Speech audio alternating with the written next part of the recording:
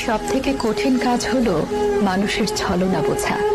মানুষ হাতে হাত রেখে ছলনা করে, বুকে জড়িয়ে ধরে ছলনা করে, চোখে চোখ রেখে ছলনা করে, ভালোবাসি বলতে বলতে ছলনা করে।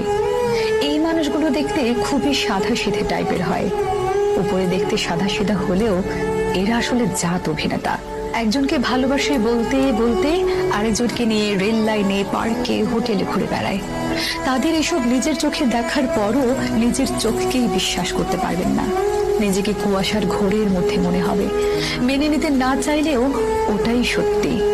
যখন এসব নিয়ে কথা বলতে যাবেন তখন নিজেই সবচেয়ে বেশি খারাপ থাকবেন, কারণ আপনার সাথে ঝগড়া হলে তার মন ভালো করার জন্য আরো দু চারজন আছে, কিন্তু আপনার মন ভালো করার জন্য আপনার কাছে শুধুই সে ছিল।